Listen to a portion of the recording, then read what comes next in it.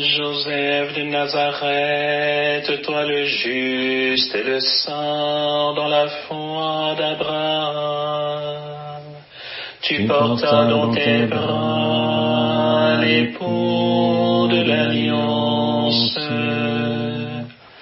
Père silencieux à l'image du Père qui est aux cieux, tu nourris du pain de la terre celui qui est pain du ciel.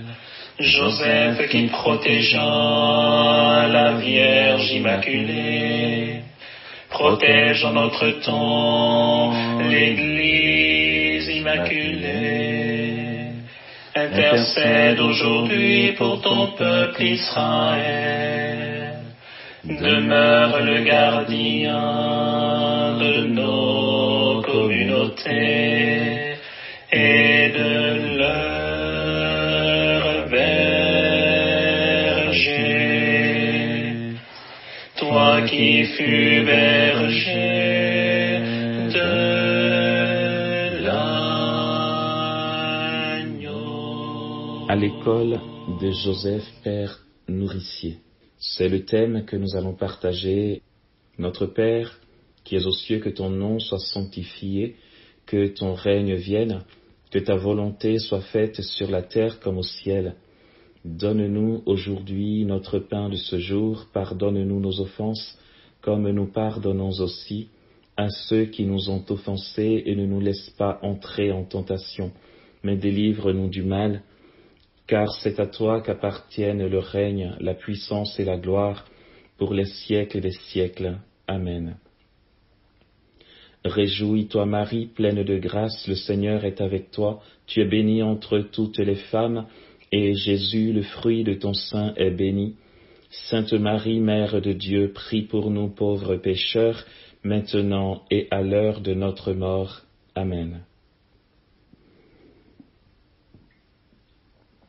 Je te salue Joseph, toi que la grâce divine a comblé. Le Sauveur a reposé dans tes bras et grandi sous tes yeux. Tu es béni entre tous les hommes, et Jésus, l'enfant divin de ta virginale épouse, est béni. Saint Joseph, donné pour Père au Fils de Dieu, prie pour nous dans nos soucis de famille, de santé, de travail, jusqu'à nos derniers jours, et daigne nous secourir à l'heure de notre mort. Amen. Gloire au Père, et au Fils, et au Saint-Esprit, comme il était au commencement, maintenant et toujours, et dans les siècles des siècles. Amen. Reste avec nous, Seigneur, pour ce temps. Sans toi, nous ne pouvons rien faire. Accorde-nous la grâce et l'agir de ton Esprit Saint dans ce temps de partage, que sa bénédiction traverse nos pauvres personnes et nous accorde d'être enseignés des mystères de ton royaume et nous conduise dans l'intelligence de tes mystères. Amen. De l'Évangile de Jésus-Christ selon saint Luc. Or il advint en ces jours-là que parut un édit de César Auguste ordonnant le recensement de tout le monde habité. Ce recensement, le premier, eut lieu pendant que Quirinius était gouverneur de Syrie, et tous allaient se faire recenser, chacun dans sa ville. Joseph aussi monta de Galilée, de la ville de Nazareth en Judée, à la ville de David qui s'appelle Bethléem, parce qu'il était de la maison et de la lignée de David, afin de se faire recenser avec Marie, sa fiancée, qui était enceinte. Or, il advint, comme ils étaient là, que les jours furent accomplis où elle devait enfanter. Elle enfanta son fils premier-né, l'enveloppa de lange et le coucha dans une crèche, parce qu'il manquait de place dans la salle. Il y avait dans la même région des bergers qui vivaient aux champs et gardaient leurs troupeaux durant les veilles de la nuit.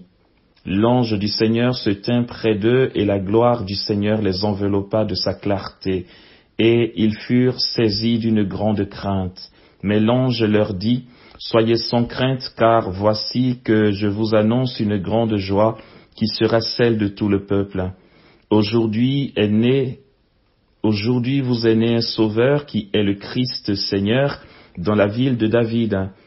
Et ceci vous servira de signe. Vous trouverez un nouveau-né enveloppé de l'ange et couché dans une crèche. Et soudain se joignit à l'ange une troupe nombreuse de l'armée céleste qui louait Dieu en disant: Gloire à Dieu au plus haut des cieux, et sur la terre paix aux hommes objets de sa complaisance.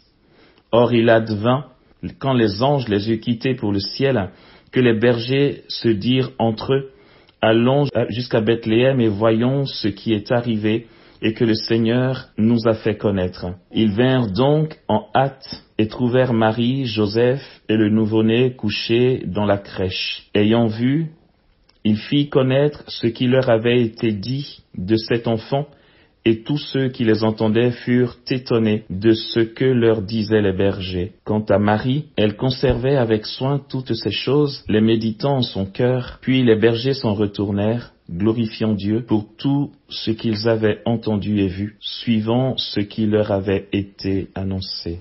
Amen.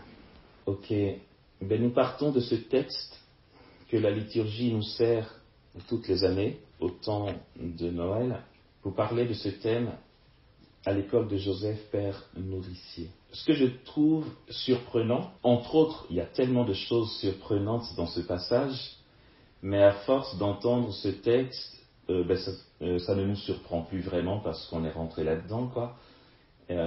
Entre autres, ce qui peut être surprenant, c'est l'attitude des bergers. Les bergers qui sont confrontés à un contraste. Pourtant, face à ce contraste, ils ne se posent pas de questions. Ils louent Dieu et ils sont dans une grande joie d'avoir été dans la confidence, d'avoir été prévenus de ce beau projet divin. Mais le contraste, c'est à la fois la vision de l'ange. Quoi de plus glorieux que d'avoir une apparition? C'est bien plus glorieux que d'être dans un château somptueux. C'est une grâce, une faveur divine qui est au-delà de tout bien matériel. Ils bénéficient, ils sont gratifiés de l'apparition d'un ange. Et pas que. Après l'annonce de l'ange, une cohorte d'anges se joint à lui. Donc il voit un collège d'anges dans une apparition, et les cieux qui s'ouvrent, et ils entendent le chant des anges qui clament gloire à Dieu au plus haut des cieux et paix sur la terre aux hommes de bonne volonté. Les anges n'ont pas une voix de casserole. Entendre les anges, c'est saisissant. Enfin, c'est quelque chose de puissant. J'ai pas envie de croire que cette manifestation de Dieu ait été terne ou de l'ordre des manifestations dont on peut volontiers se passer. C'est le ciel qui se manifeste. D'ordinaire, on va se dire, si le ciel se manifeste ainsi, alors allons à Bethléem, certainement qu'on aura du mal à voir l'enfant qui est né, tant il y aura de protocoles. On s'imagine que le standing va correspondre à la beauté céleste que nous venons de voir. Et puis quand ils arrivent, ils sont orientés vers une crèche. Ce contraste, l'évangéliste n'en fait pas cas. Peut-être que les bergers se sont posé des questions, mais l'évangéliste n'en fait pas cas.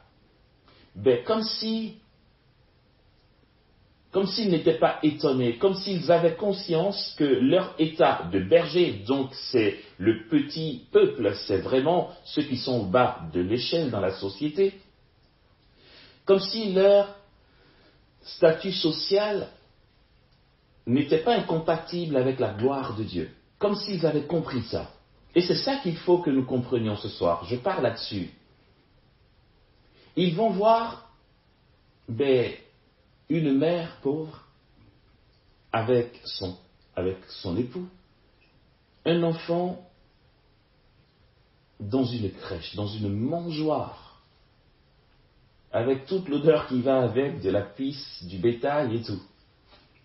Et pour ce décor si pauvre, le ciel s'est manifesté et les anges ont fait voir leur allégresse par permission divine, bien sûr. En effet, c'est Dieu qui naît à Bethléem. C'est donc une suite logique que le ciel se manifeste, car le roi du ciel vient de naître sur la terre, et il est vraiment le roi du ciel dans sa pauvreté. Joseph, son père, est là. Il est présent. Joseph ne se mêle pas du plan divin. Il n'ose pas disposer des choses selon son bon vouloir. Il se laisse faire. Il est embarqué là-dedans. Il ne s'en mêle pas, mais il reste disponible, obéissant à ce que l'ange lui dira. C'est dans l'évangile de Matthieu, quand l'ange lui dit « N'aie pas peur de prendre chez toi Marie ton épouse, parce que tout ce qui se produit là vient effectivement du Saint-Esprit. » Et Joseph obéit. Il obéit et il obéira à cette parole jusqu'à ce qu'il soit rappelé dans le ciel. Il est dans cette même dynamique, disponible, c'est tout. Joseph a été disponible en tout, disponible pour le ciel, docile à ce que le ciel lui a dicté. Nous le saurons plus tard, quand l'ange intervient en songe pour lui dire « Prends l'enfant et sa mère » et part en Égypte, et que plus tard l'ange intervient pour lui dire « Reviens d'Égypte ». Joseph est disponible. Joseph, il est important qu'on le sache pour ne pas qu'on se trompe. Joseph n'avait pas l'arrogance de s'ériger en celui qui est capable de prendre soin de Dieu. Il ne peut pas. Il n'y arriverait pas. Il n'a pas cette arrogance. Si l'Église reconnaît en lui le Père nourricier, le pourvoyeur de Dieu sur la terre, c'est simplement parce qu'il a été disponible et docile à ce que Dieu lui a dit. Il n'avait pas la prétention de dire « c'est à moi qu'il a été confié, je vais faire ça bien, il sera fier de moi, je vais pouvoir à tous ses besoins ». Il ne savait pas de quoi le lendemain était fait, et il est le saint de la providence, parce que la providence divine, c'est ça, c'est qu'on ne sait pas de quoi demain est fait. Aussi, cette providence qui agit de manière plénière dans le quotidien de Marie, l'Immaculée, de Joseph, le docile, et du Verbe qu'elle a conçu en son sein, puisqu'elle était enceinte quand il partait à Bethléem. Cette providence, il est important qu'on se le rappelle, cette providence dans la vie de la Sainte Famille était éclatante. Il n'y avait pas d'obstacle à la providence de Dieu pour la Sainte Famille. Sauf que nous autres, quand on espère la manifestation de la providence, on s'attend à ce qu'il y ait le jackpot. Mais non, la providence peut être éclatante dans une vie sans qu'il y ait le jackpot. Alors que la providence divine est éclatante dans la vie de la Sainte Famille, cette providence dispose des choses de sorte que la Sainte Famille se retrouve à Bethléem. En fait, ils ont fait chemin vers l'inconfort.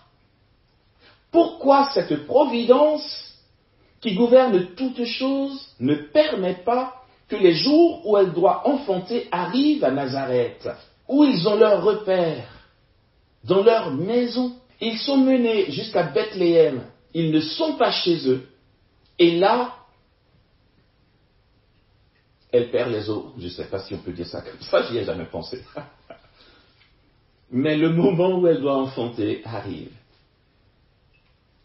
Mais forcément, Joseph, qui est disponible, fait ce qu'il faut pour son épouse et pour l'enfant à naître, et trouve le lieu qu'il peut, la crèche.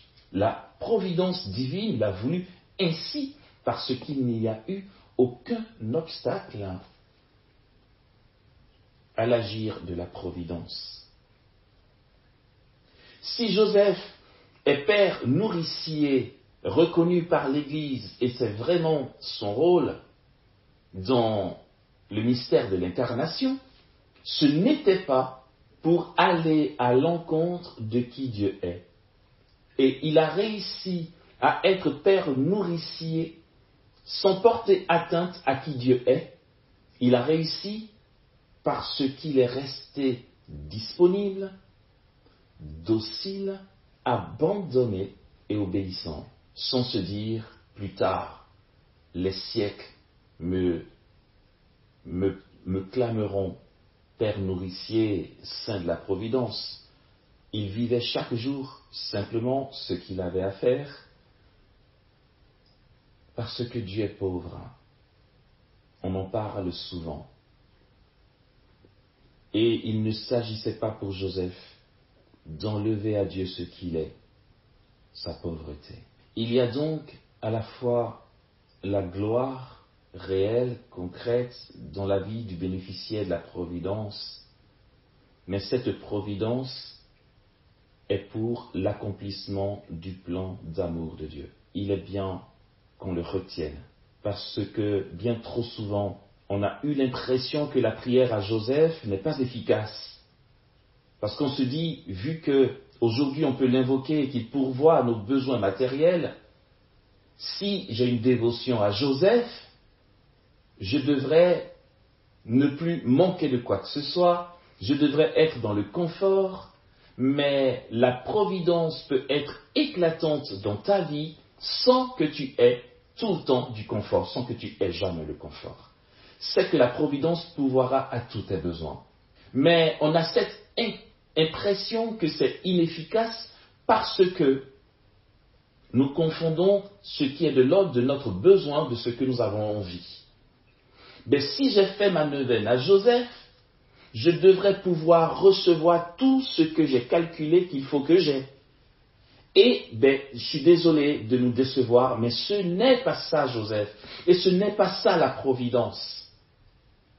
Il ne nous donnera pas au-delà de ce que Dieu a prévu pour nous. Joseph n'interviendra jamais dans notre vie à l'encontre du plan d'amour de Dieu sur nos vies. Et ce n'est pas parce que tu n'as pas ce que tu attendais de recevoir pendant ta neuvaine à Joseph qu'il ne t'a pas écouté. Il peut très bien arriver qu'il te conduise vers une crèche. Pourtant, tu es porté par l'éclat même de la providence. Alors, frères et sœurs, le rôle de Joseph accompagne le plan d'amour de Dieu sur une vie. Le rôle de Joseph ne fait pas de nous des gagnants à la loterie. Non, c'est pas vrai. Il ne le fera jamais. À cette occasion, donc, retenons que Joseph répond toujours. Je le répète. La prière à Joseph pour qu'il pourvoie à nos besoins est toujours efficace. Cette action de Joseph dans nos vies, lorsque nous l'invoquons, nous conduit mieux dans le plan d'amour de Dieu. Quel est ce Dieu capable d'ouvrir le ciel et de gratifier les bergers de visions d'anges, leur donner d'entendre un chant céleste qui chante la gloire de Dieu? Et le Notre Père nous fait spécifier que c'est à lui que sont le règne, la puissance et la gloire. Mais quel est ce Dieu-là capable de manifester une telle beauté aux yeux des bergers, une telle gloire, une telle puissance, et qui en même temps fait le choix de passer par Joseph, pauvre mortel, pour se protéger d'Hérode? Mais c'est quoi ce paradoxe, Seigneur? Mais nous pensons autrement en fait. Parce que j'ai fait ma neuvaine à Joseph, je ne vais pas me taper des kilomètres pour aller jusqu'en Égypte. Attends, même pas en rêve. Parce que je crois en la puissance de Dieu. Je crois que Dieu m'a investi de l'onction. Et que si Hérode se dresse contre moi, il sera vaincu. Et que Dieu va le foudroyer. Mais il n'en est rien. Dieu pouvait très bien foudroyer Hérode, quoi. Non mais attends, on ne joue pas avec Dieu. Et nous le savons. Un petit geste de travers dans ta paroisse à l'endroit de l'hostie, mais tout de suite le curé se dresse parce que mais tout de suite on crie à la profanation. C'est précieux en fait, c'est l'hostie, c'est Dieu. On ne touche pas à Dieu impunément, c'est trop précieux. Mais comment se fait-il que le ciel ne se manifeste pas et ne fasse pas descendre le feu pour foudroyer Hérode, qui a la rage et qui veut porter atteinte à Dieu, qui est vulnérable?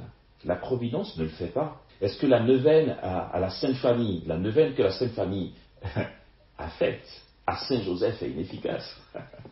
Est-ce que Saint Joseph, après sa neuvaine à lui-même, aurait été inefficace? Non.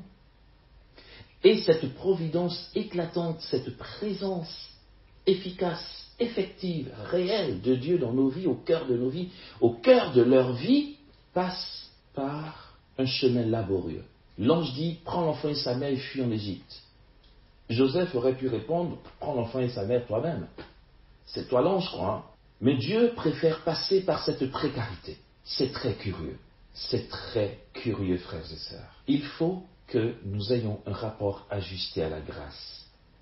Sinon nous sommes malheureux et que nous nous trompons nous-mêmes dans des déductions et dans de mauvaises interprétations de l'agir de Dieu. On nous a tellement présenté Dieu comme, c'est vrai, il est notre rempart, notre protecteur, mais on l'entend mal. On nous le présente tellement comme celui qui est censé être là afin qu'il ne nous arrive aucun inconfort, qu'on ne comprend pas ces choses. Dieu, d'un claquement de doigts, peut tout foudroyer, mais dans son plan d'amour, il n'y a pas de Saint Joseph nourricier qui tienne.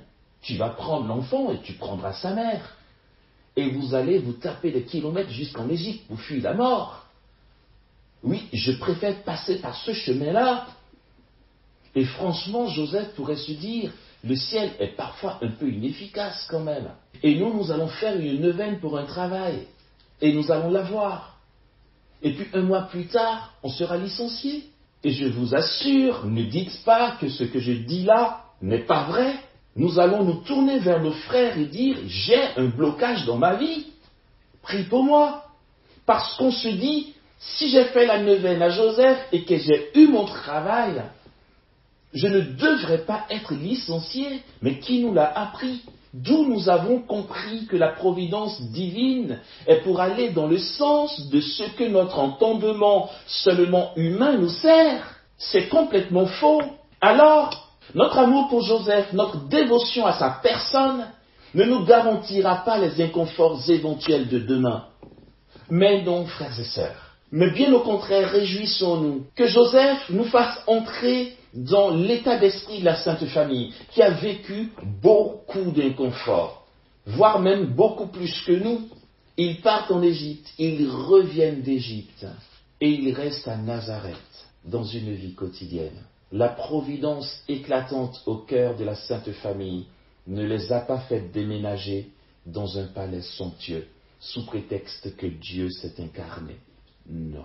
Alors peut-être que tu fais des folies d'amour pour Dieu, et que tu te dis, avec ça, ça devrait quand même un peu bouger dans ma situation. Eh bien non. Pourtant, Dieu ne t'a pas abandonné. D'où nous avons appris que le plan d'amour de Dieu, pour nous, heureusement d'ailleurs, peut être modifié sous prétexte qu'on a fait une neuvaine à Joseph.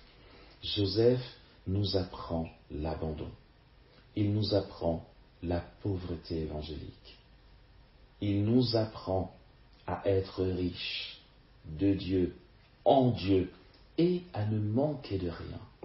Non pas à être dans le confort, non pas pour que tout ce que nous pensons qu'il doit se réaliser se réalise. Non. Vous voyez,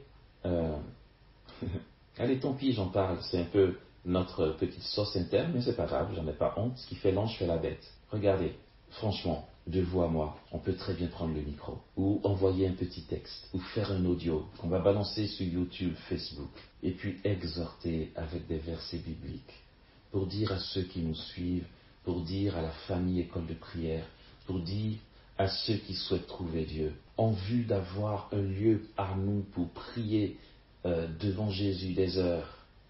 Nous faisons un appel aux dons pour avoir une maison à nous, école de prière. Pardon, mais je sais la générosité des chrétiens et je crois en votre spontanéité. Je ne nous donne pas une semaine. Nous allons avoir une maison, un pied-à-terre d'école de prière à Abidjan.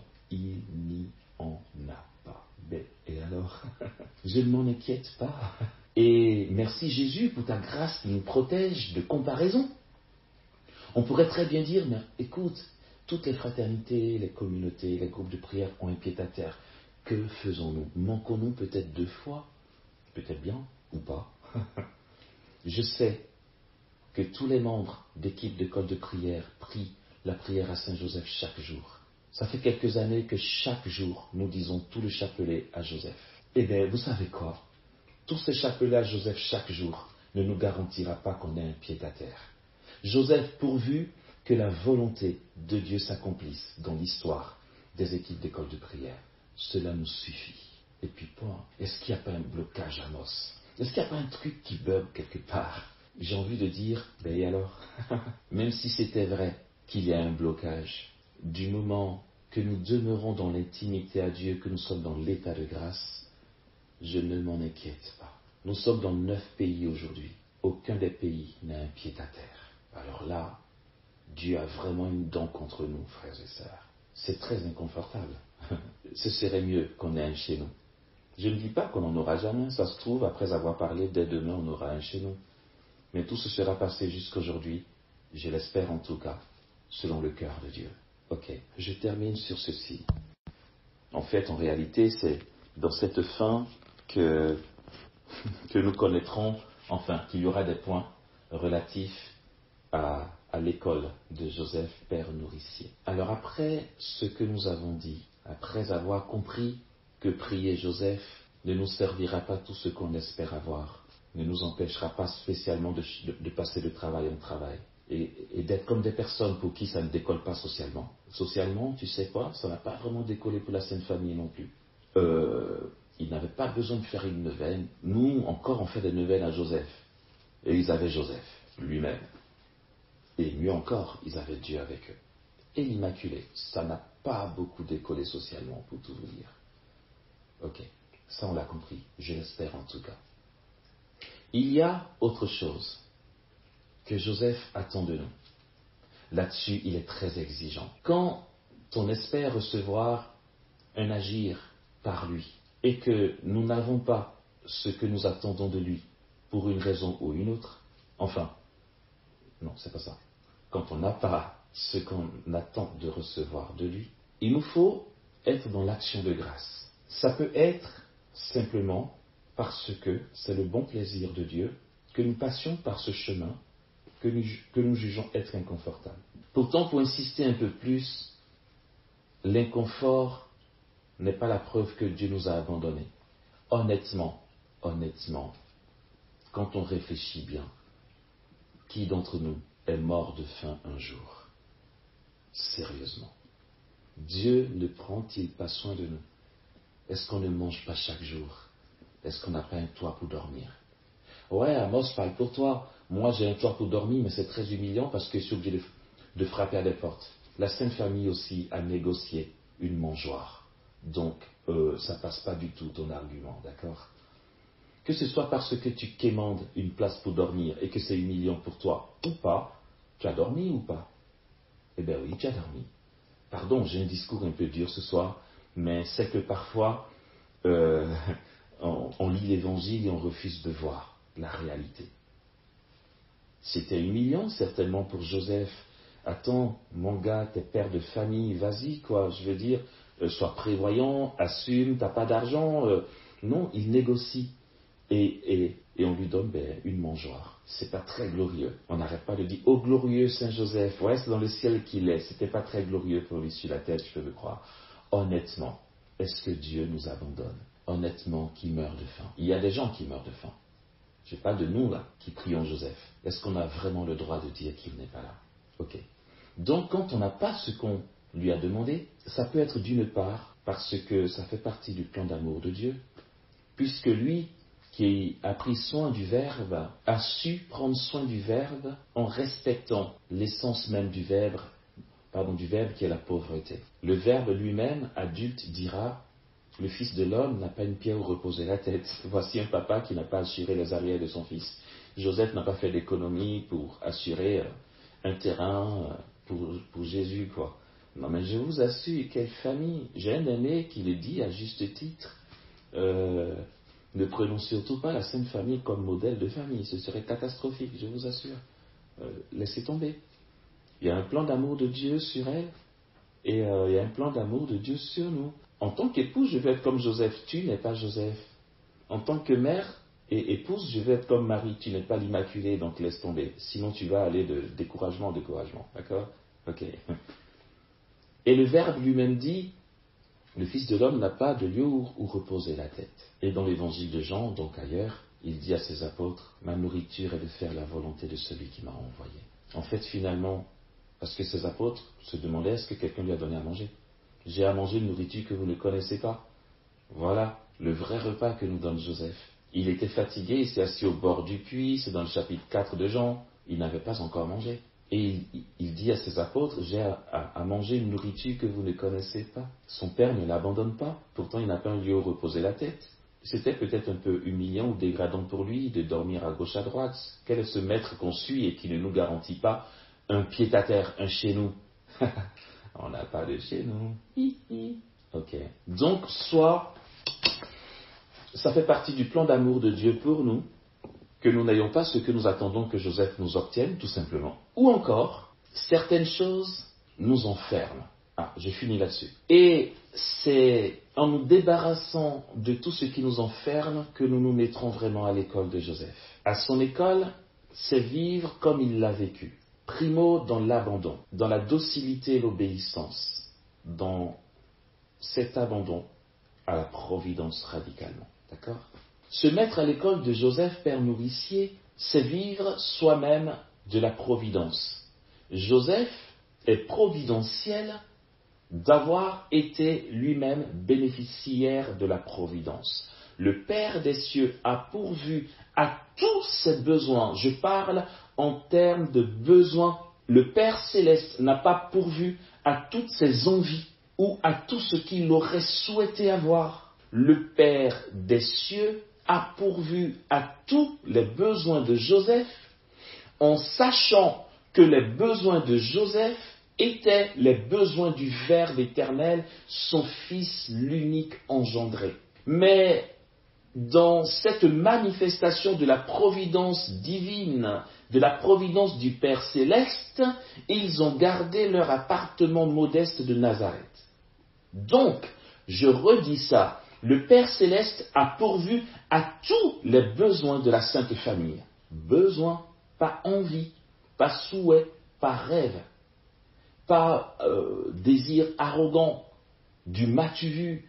Seigneur, donne-moi ce travail, donne-moi cette maison, donne-moi ce diplôme, que je sois moi aussi quelqu'un au milieu des autres. Le Seigneur n'est pas là pour t'encourager à l'arrogance, ou pour du m'as-tu vu, ou pour que tu sois considéré dans la société. Dieu pourvoit à nos besoins, comme il a pourvu aux besoins de Joseph. Et Joseph, à son tour, pourvoit, et il est fidèle là-dedans, à tous nos besoins, frères et sœurs, nos besoins. Et les besoins ne vont jamais à l'encontre du plan d'amour de Dieu. Les envies, oui. Nos souhaits peuvent éventuellement aller à l'encontre du plan d'amour de Dieu. Nos aspirations, nos projets qui ne sont pas en Dieu peuvent tous aller à l'encontre du plan d'amour de Dieu. Le besoin, jamais. Le besoin profond, c'est ce qui est légitime et que Dieu voit au plus profond de nous. Ok. Le Père pourvoit à tous les besoins de Joseph, sans faille, au millimètre près. Alors Joseph, lui aussi, pourvoit à tous nos besoins. Comme dit Paul, mon Dieu comblera tous vos besoins selon la richesse de sa grâce. Quand on pense qu'il y a des blocages, il y en a peut-être. Je ne dis pas que c'est inexistant. Ces blocages viennent d'où? Allez Amos, moi je viens tenter le coup. D'un sort ou d'une attaque ou d'une jalousie de l'autre qui m'a lancé un sort. Non. Pardon, mais non. Amos, qu'est-ce que tu en sais? Oh, j'en sais quelque chose, je le sais. Et je me permets de dire non. Radicalement non. Le blocage éventuel qu'il peut y avoir ne vient pas de l'attaque qui vient de l'extérieur. Oh, tu sais quoi, l'attaque qui vient de l'extérieur a juste pour rôle de te sanctifier et de mieux t'éprouver pour que tu sois le plus ajusté possible au cœur de Dieu. Moi, je te dis n'importe quoi ce soir, je pèse mes mots. Si ce que tu soupçonnes venir de l'autre t'atteint et que c'est vraiment une catastrophe, alors tu y as contribué. Parce que, et je le redis, de blocage, il peut y en avoir. Mais ça ne vient pas de l'extérieur de nous. Ce que le démon nous inflige et qui porte atteinte à nous couper de Dieu, je dis couper de Dieu parce qu'il peut porter atteinte à notre corps, il peut nous servir la maladie, l'inconfort, tout ça, on en parlera ailleurs ou on en parle ailleurs, j'en sais rien. Mais dans le plan d'amour de Dieu, tout ça fait partie des ingrédients de la sauce, d'accord? Ok. Mais lorsque le démon t'en veut et qu'il t'attaque et que ça t'atteint au plus profond de toi-même jusqu'à te couper de Dieu, alors tu y as contribué. Parce qu'alors, il y a des compromis, c'est tout. Donc, ne va pas dire que c'est ton frère d'à côté, l'autre qui t'embête. Il ne peut rien contre toi. Il te lance un sort, Dieu peut permettre que ça t'atteigne, ouais. Mais quand Dieu a permis, c'est parce que Dieu sait que tu vas douiller. Et ça arrive, Dieu le permet, ouais, mais bien comme il faut. Et quand tu vas douiller, tu en ressortiras gratifié, grandi, fortifié. Mais quand c'est une attaque qui t'atteint et qui te conduit vers le bas vraiment, jusqu'à la catastrophe, c'est qu'en fait, cette attaque a trouvé un passage, une continuité dans tes choix. D'accord? Et ça, c'est super important parce que vraiment, je vais finir dessus, mais voilà. Parce que là-dessus, Joseph nous enseigne, ok? Il y a des personnes? Non, il n'y a pas de personnes parce que je veux indexer personne. Il m'arrive, j'aime autant parler en termes de moi, comme ça, voilà. Et puis si tu penses que ça t'arrive aussi, alors voilà. Il m'arrive, il nous arrive de magouiller avec l'argent. On n'est pas honnête avec l'argent. Je me rappelle, quand j'étais à la communauté des béatitudes, en Côte d'Ivoire, à Issia, avec le père Pierre-Marie Soubéran comme notre berger, lors des réunions communautaires, il nous disait, on sent moins l'œuvre de la providence pour les besoins de la maison. Il n'y a pas de donateurs, il n'y a pas d'offrandes, les retraites, il n'y a pas grand monde, et la vache est maigre, alors comprit Joseph. Il nous disait, apprenons à vivre modestement, avec ce qu'on a, ou pour dire autrement, avec ce qu'on n'a pas. Mais si cette période est si faible en abondance de grâce et de biens matériels, que chacun vérifie. Il disait, frères et sœurs, vous êtes seuls à débloquer cette situation éventuellement, parce que je ne pourrai jamais rentrer au-dedans de vous pour savoir là où vous avez triché, là où vous avez menti. Quand le corps communautaire sent un ralentissement au niveau de l'agir de la providence, peut-être qu'un de ses membres a magouillé quelque part. Et il nous disait, frères et sœurs, allons à la confession, ressaisissons-nous, faisons transparence, et nous allons voir que tout reviendra. Et puis nous, on était là, et chacun sait, quoi. Quand tu sais au fond de toi qu'en fait, ton cousin, il est passé te voir, en sachant que dans la vie communautaire, tu n'as aucun sou pour toi, tout ce qu'on te donne, tu mets dans la caisse commune. Ton cousin est passé te voir, ton frère est passé te voir, ta soeur est passée te voir, ton père, ta mère, ta tante. Et tu as laissé un billet de 5000 francs et que tu t'es dit cette fois-ci, ah non, je garde bien au chaud, quand je partirai en visitation, je vais l'utiliser. Alors, quand il y a ce genre de choses, pas que Dieu nous punisse, non. D'une part, Joseph peut permettre que la vache soit maigre par éducation. D'autre part, c'est notre état intérieur qui nous ferme à ce qu'il donne déjà. Mais c'est plus cette deuxième éventualité-là, cette deuxième hypothèse. Dieu donne toujours. Nos magouilles, ça ne lui fait rien, il est fidèle. Mais nos propres magouilles nous ferment à la grâce. Et l'abondance ne vient pas. Eh bien, vous savez, c'était quasi systématique. Quand on prenait sur nous et qu'on partait avec la grâce de Dieu et la force de l'Esprit vers lui pour dire, je viens te demander pardon, en effet, j'ai reçu 2000 francs et j'ai eu peur de déclarer et tout, voilà. Mais quand chacun faisait ce petit truc, mais tout de suite, ça revenait, mais à fond les ballons, vous voyez. Et c'est beau de faire transparence parce que, bien souvent, en tout cas pour moi, chaque fois que j'ai été voir mon berger pour lui dire que j'ai magouillé par rapport au bien matériel, il a trouvé ça admirable, il m'a félicité, voire même, Il m'a dit, tu peux garder, pas de souci, éclate-toi. Ouf, au moins, j'ai mon bien et je peux le dépenser en paix, vous voyez.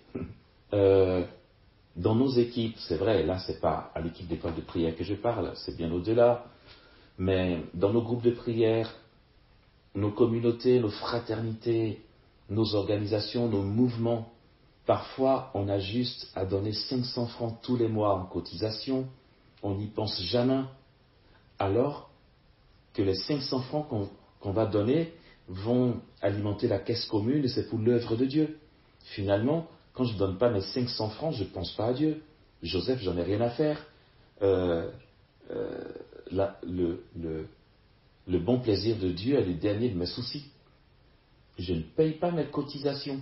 Ou encore, on me sollicite, on me dit, écoute, allez, on a besoin de contributions, est-ce que quelqu'un aurait 300 francs à contribuer pour aider telle sœur, tel frère, ou pour conduire tel projet à son aboutissement, et on est là, les bras croisés. On sait très bien que nous, on a 10 000 francs en poche, mais on n'a pas 300 francs à donner.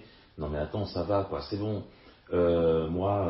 Pour une fois que je vais, kiffer ma life, j'ai pas 300 francs à donner. C'est ton droit.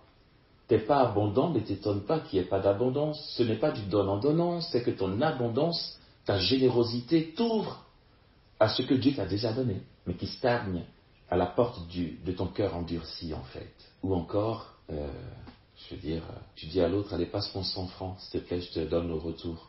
Et ça fait 6 mois que tu ne lui remets pas ses sous. Mais entre-temps, tu n'arrêtes pas de dire, Joseph, tu sais, j'ai rien. Joseph, il te donne. Il est là. Mais on n'a pas assez confiance. Ok, j'ai été là. Après ma neuvaine à Joseph, dans tel travail, j'ai été licencié 2 mois plus tard. 1 mois plus tard, je vais ailleurs, je suis licencié. Je dépose des CV, je suis pris ailleurs, je suis licencié après 4 mois. Au 5e boulot, mon patron me dit, écoute, tu acceptes, moi j'ai un petit plan. Je vois que tu es efficace dans tel domaine. Est-ce que tu accepterais d'être celui par qui je passe pour magouiller? Tu sais, ça va nous faire mettre des sous de côté. Les big boss m'en sauront rien. Mais j'ai un bon feeling avec toi et tu as une bonne compétence. Est-ce que tu veux bien? Tu sais que tu ne dois pas. Mais il te menace en te disant, écoute, soit c'est ça, soit tu es viré parce que tu en sais déjà trop. Et puis la 5e fois, on va se dire, écoute, franchement, j'arrête pas de perdre mes boulots tout le temps. J'ai pas encore envie de me faire virer cette fois-ci. Alors j'entre dans la magouille. Un exemple comme celui-ci, c'est quoi? C'est croire que tout tes licenciements échappent à Dieu et que Dieu ne te mène pas. J'ai supplié la grâce, elle n'est pas là, parce que si la grâce était là, j'aurais eu un travail stable. J'ai été tellement licencié que je ne crois plus que la grâce soit là. Alors, écoute, gâter pour gâter, on gâte, quoi. Je rentre dans la corruption. Tu te mets de créer, tu prends en main ta propre vie, tu vois. Et du coup, un exemple comme ça, il y en a plein, chacun peut s'asseoir et regarder dans sa vie, là où il a magouillé, là où il n'est pas en phase avec Dieu, où il n'est pas en état de grâce, où il n'est pas en phase avec sa conscience. Mais écoute, Amos, on fait ce qu'on peut pour tenir. Ok, mais une petite chose, on entraîne une autre, et puis une autre, et puis une autre, et puis une autre, et finalement, on se retrouve dans un engrenage où on a contracté des liens, c'est pas spécialement démoniaque, hein. on a contracté des liens au cerveau, on a ligoté notre conscience, on ne sait même plus ce qui est bien, ce qui n'est pas bien, on ne sait plus comment faire demi-tour, parce que quand tu mets un mensonge, ce seul mensonge a besoin d'être crédible, et pour qu'il soit crédible, tu es obligé de l'entourer de plein d'autres mensonges. Donc un mensonge en entraîne un autre. Ça, c'est dans l'exemple du mensonge. Mais dans toutes les fois où on a tellement stressé pour les biens matériels qu'on a dû magouiller, mais quand je dis magouiller, ça peut prendre plusieurs niveaux, plusieurs degrés, à des échelles différentes. On s'entremêle dans un tas de choses, dans une toile, et Et là, on invoque Joseph et la providence, et rien n'y fait. Et par pitié, il ne va pas me dire que c'est ta pauvre grande-tante qui est au village qui t'en veut. Ouais, mais Amos, t'as su, j'en ai la preuve, parce qu'on m'a dit que, mon cousin m'a dit que quand il y allait, elle a avoué. Mais on s'en fiche qu'elle ait avoué. Tu t'es toi-même enveloppé d'un tas d'entraves, que bien sûr que si elle t'envoie une missile, ben, ça va passer. Son attaque trouve une trajectoire en toi, en fait. Pourtant, ce n'est pas d'abord elle. C'est ton choix qui t'a conduit dans une situation qui n'est pas claire, qui n'est pas transparente. Et justement, l'école de Joseph, c'est ça. C'est choisir d'être transparent. Choisir un rapport juste avec les biens matériels, avec l'argent, avec nos frères et sœurs, malgré l'inconfort. Ouais, mais Amos, si je fais transparence, je fais comment après? Du coup, je ne peux pas faire transparence, ça va m'enlever le peu de confort que j'ai. Oh, je suis au premier lot, je vous assure, quand je dis tout ça. Bien sûr que je suis le premier à revoir dans ma vie, quoi. Il y en a tellement, on en a tellement. Mais je suis juste en train de dire que parfois, quand on a l'impression que la providence n'est pas aussi abondante, il y a d'une part l'abandon au plan d'amour de Dieu, d'autre part, les entraves que nous nous mettons nous-mêmes. Et Joseph n'est pas à nous encourager dans ce qui ne glorifie pas Dieu. Parfois, malgré nos entraves, il peut intervenir, mais il ne le fait pas. Mais en général, quand c'est par éducation, d'une manière ou d'une autre, il nous conduit à le savoir. Du coup, quand tu t'es assis et que tu as fait une analyse de ta vie intérieure, de ton état d'âme, et que tu constates que tu es en état de grâce et en transparence, alors comprends que tout ce que Dieu permet qu'il t'arrive est l'éclat de l'œuvre de la providence. Je m'arrête là, dans ce récapitulatif. Primo, la providence divine est au service du plan d'amour de Dieu sur nos vies. Non pas pour nous garantir que tout ira comme on pense qu'il faut que ça aille. Secondo, quand on demande à Joseph et qu'on ne reçoit pas, c'est peut-être qu'on a trop de magouilles ou qu'on est esclave de l'argent. Comment savoir si c'est ce que Dieu permet dans nos vies ou si c'est parce qu'il y a des entraves en nous?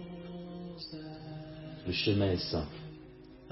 On s'assoit, on fait une introspection et on repère tout ce qu'on sait, et chacun est seul à savoir, tout ce qu'on sait être une magouille, un manque de transparence, une inconversion. On fait le choix de se rétablir, et quand c'est fait, tout ce qui s'ensuit ne sera que plan d'amour de Dieu pour nous. Voici le rôle de Joseph. Il ne fait pas de nous des enfants gâtés.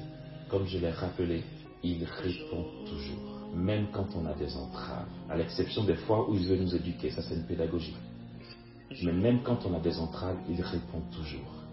C'est nous-mêmes qui verrouillons le don, la richesse, l'abondance qui est tapis à notre porte.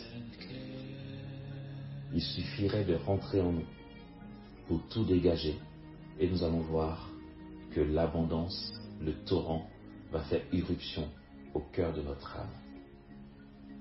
Amen. Toi le protecteur du pain descendu du ciel, Joseph,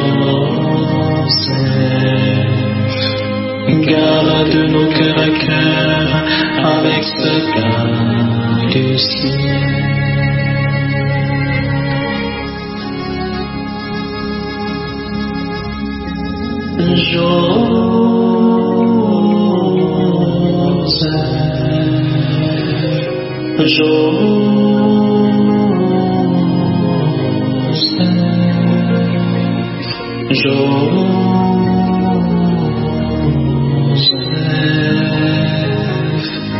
Entendant de Dieu avec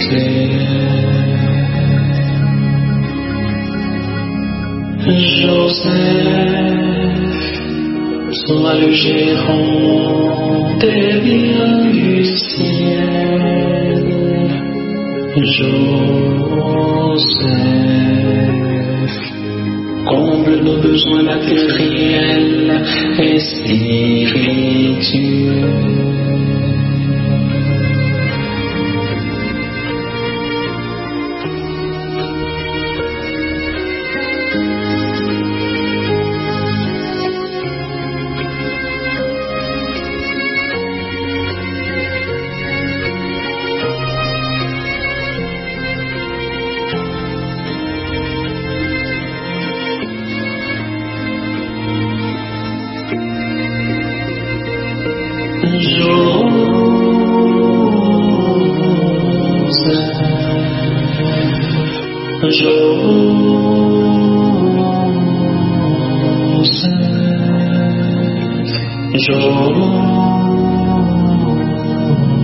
Joseph, intendant de Dieu à Bethléem.